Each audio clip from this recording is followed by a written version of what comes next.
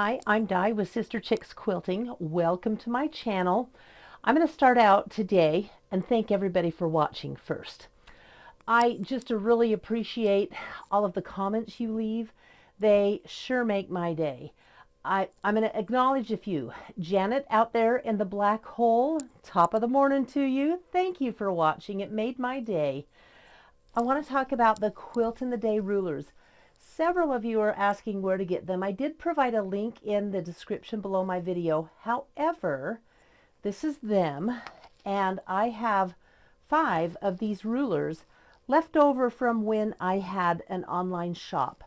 And I am going to sell them. You need to contact me through my website. You can email me there, and it's sisterchicksquilting.com.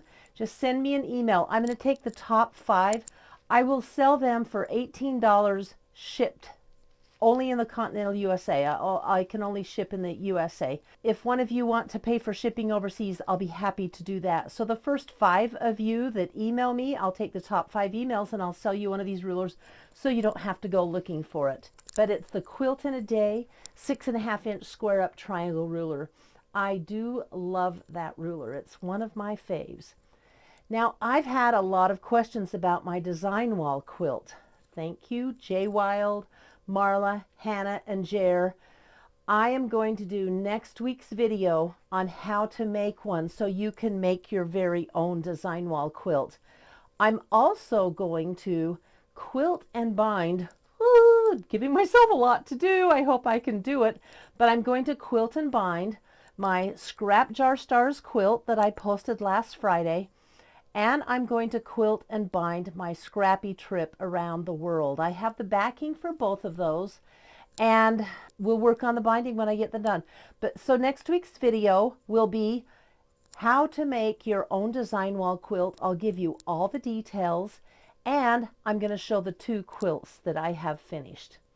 And then I just want to say thank you, Annette. Yes, that quilt was scraptastic. Now we're going to talk about scraps, but a different kind of scraps today. Selvedges. I've shown this to you before. These are my selvedges, and it's packed in here. Look at this. It is just packed. Why do I say selvedges? You know what? Quilters are kind of fabric snobs. Sorry. I love fabric, and I just love reading the words. Sometimes they have wonderful sayings on the selvedges, like this one that says, "Hear the noise that moves so soft and slow. That's the sound of freshly fallen snow." And this was a Christmas line, as you can imagine. Here's how I cut my selvedges. This is probably the smallest that I cut now. And this is like 1 3/4 inches. The reason why, and this is from Free Spirit, it's called Purity was the name, because I want this color on it, or the design, and you'll see why. Let me show you this one. This one is a full 2-inch cut, and this one is from one of my quilting sisters in my group. Marie gave me this one. I love it. I'm going to put this one in something special, and it has the fabric. It was kind of fun when I was there when she bought this fabric. We all kind of helped her pick it out for a special bag she was making, which turned out beautiful. Here's another cut, a 2-inch cut from my Spooky and Sweeter. And look at the cute little ghosties down there, and the cute bats, and then of course the art gallery label. I just love it all. But let me tell you, I've got this one client who I love to quilt for, or I should say customer, not client. Natalie, I just love the selvedges that you give me. I love quilting for Natalie. She has fun fabric, and look at this piece she just brought me. Ta-da! Are this the cutest mermaids? And look what's below on them, these little mermaids. Anyway, again, I'm going to put this in something very special. So then what do you do with all these selvedges? You do this. This is your standard selvage block. Now, this is what some people call, well, it's kind of like string quilting, isn't it? And I made this one completely out of kind of orange and blue was my theme, and I'm going to show you exactly how to do it. It's stitched like this on the back, so you've probably already figured out how to do it, but I'm actually live. Going to make a selvage block for you and show you how I do it before I get into my selvage quilt.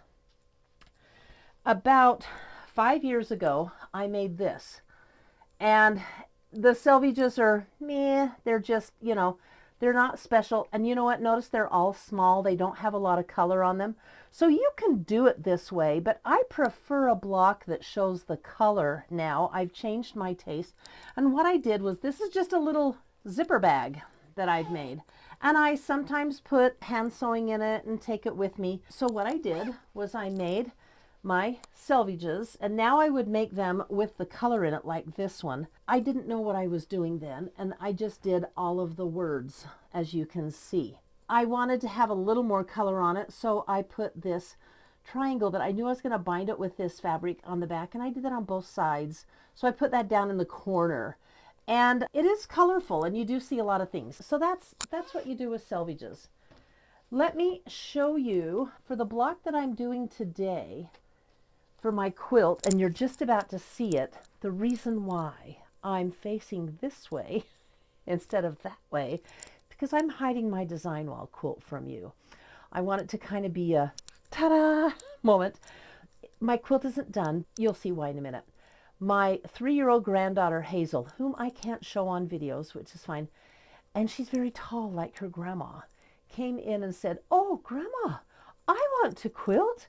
And I said, "Here, you can put these up on the design wall." And I gave her my stack of selvage blocks that I'm using in my quilt, and she put them up, and I've left them exactly the way she did them. So I just want to show you guys, aren't we all just super proud of our grandchildren? This is what I do to prep for a selvage block. If you're doing it via color, sort them by color first. I'm a big, you know that, I love to sort by color. And so I did. Here is a stack of black selvedges, and there's some fun stuff in there. There's polka dots. Who doesn't love polka dots? Look at that, the spider, a creepy little spider. This is kind of fun, and I wanted to show you one. Where'd it go? Oh, there's even some little black kitty cats. So won't that be fun? In my black pile, I'm actually going to show you how I make my blocks, and we're going to start this way. This is the size that I'm using in my quilt. I believe it is 7.5 by 6.5 tall. And this is what I'm making. Here's the big reveal. Are you ready? I don't know. Should I show you the design wall, or should I show you the actual block? I'm going to stop teasing you and flip the camera around and show you the design wall. Ta-da! So this is what Hazel put up. All of those down there. And this is the quilt that I'm making. So I found I wanted to make a spool. Don't we quilters love thread? I adore thread. I love the spools. I just love it all. And I decided I would make, let me show you this one up close.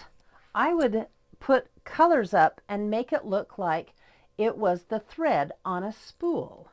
And then I wanted my spool to look really kind of woodeny. Don't want the cheap plastic spools on my quilt. So I bought, can you see the texture in this?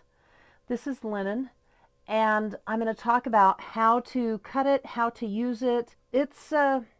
Sometimes it's not fun to sew on, but anyway, this is the top of the spool, as you can see here and here. Let me get one close up and show you. So here you go. What do you think of my block? Now the awesome thing is, this spool block that I found, guess where it's from? Quilt in a Day, and it is a free PDF pattern, and I am going to link it to you in the description below, so you can make this spool block too if you want, or you can do your selvage blocks however you like. You don't have to make a spool or a row of spools like I have. I am all set to show you how I do these blocks. So this is the fabric that I'm using, and I'm going to do a gray block, and I've put them in order just to make it easy and fast and painless for you. But I lay the first one down where I want it to go, and it's got these cute little flowers on it. See those? And I think I want those to be kind of towards the end. So I'm going to put all of this on here towards the end. Now, let me show you something detailed. See the fringe on the bottom of it? I'm just going to leave that on, and I'm going to put this down here low. I'm not going to sew that right now. I'm going to take my second piece, and my second piece is, I've cut it so it would say Scott Cotton and Still Spring of 2015 or season.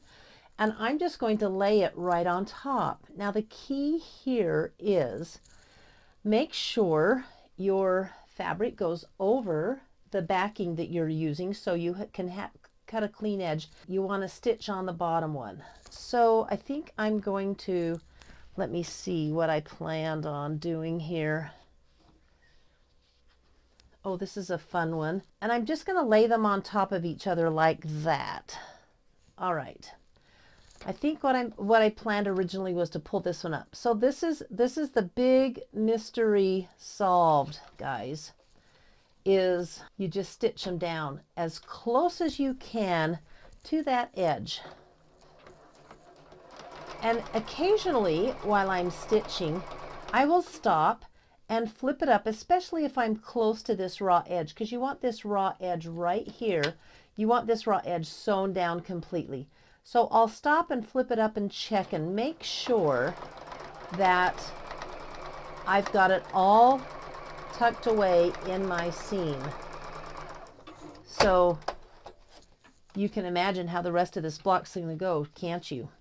I don't care about threads. I'll cut them off later.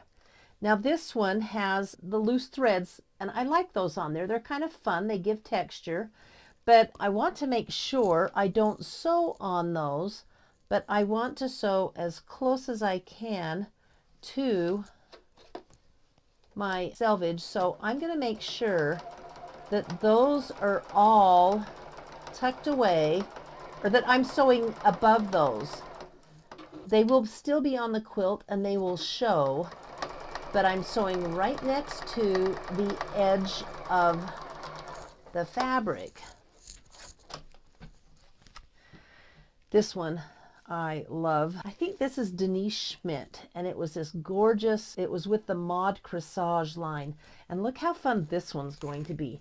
We're going to have some colors in the gray, but it's still, the block will still read gray, and it'll just be more interesting with those colors in it. So I've got one more strip to sew after this one, and this block will be done.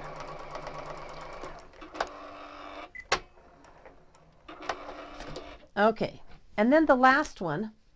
This is fun. I believe this is Sugar Creek by Corey Yoder. This was in one of my quilts, and I want that to show as much as possible, but I'm going to run this one right off the top of the edge. So when I'm doing my tops and my bottoms, I want to make sure I don't have something on the selvage that I'm going to want to see in the quilt,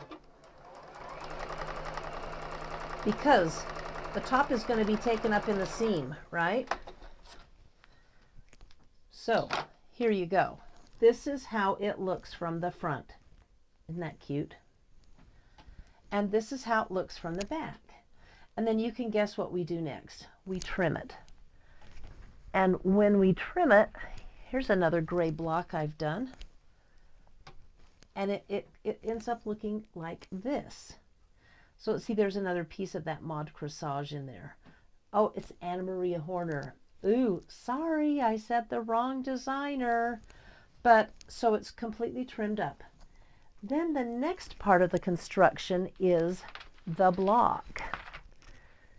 Let me show you the next piece. And this will all be on the pattern, but you're going to sew a white strip here and a white strip here. And there are my white strips on this one, on this orange block. And I've got it upside down. But look at this. Can you read what that says? The second one from the top, it says, loved you yesterday, love you still, always have, always will. Isn't that just the sweetest thing to have in a quilt? It made me happy, so I sure put it in. Now, when you construct this block, this is heavier because it's selvage. Secondly, you've got it sewn to another piece of fabric. There's quite a bit of bulk in it. So on this block, I recommend pressing your seams open, like so. It just makes your block lie flatter and stay nicer. Then the next piece that you put on when you have it like this is you pin on your top and your bottom of your spool. I want to show you something. This is the only part you have to be super careful with on the quilt, and that is if you want your spool to look good, you put a pin in it right on that line. And look, you want to go through right through the middle of the seam line. So when you get this sewn, your spool is actually looking good and the points match. So go ahead and pin it and then sew a top and a bottom on your spool. Since I've just brought up this linen, a couple of things. Well, first off, you can do what you want, but these are my tips on it. It frays like the dickens, and it's also a loose weave. So I only cut what I'm going to sew in that session, and I just treat it so gingerly. I don't even touch it until I sew it. And then secondly, it is a little more stretchy just because of the weave of the fabric. So bright side, you can stretch it a little if you're off, or it's easy to squeeze in. So when you get those sewn on, this is what your block is going to look like, with your spool on the top and your spool on the bottom. And it's not perfect here, but it's, you know, my dad always used to say close enough for government work. Let me show you. I've got it pressed open on all the seams. So here you're working with the bulk of the selvage plus the bulk of the spool. So definitely press this block open. The last thing you do when it's done is you frame it. And this is how the block looks finished. Here, I'll just show you on this. Here's one. You've seen them, but this one's completely done. It's framed. And again, look at this. A tiny piece of Portugal with this fish on it. Oh, that just made me happy. More of Anna Maria Horner's True Colors, some art gallery. So here's my block from the back. All of my seams pressed open. And then I iron the heck out of it. Now, one thing I didn't tell you about, I like my block to be nice and square. When you add this piece on and you get your spools on, when it looks like this, sometimes it's going to be a little unsquare. I will square these sides up. So this is, I squared up here and I squared up here before I go on to put the border on, because I want my block nice and square. So that is how you sew the block, and that's how I do it.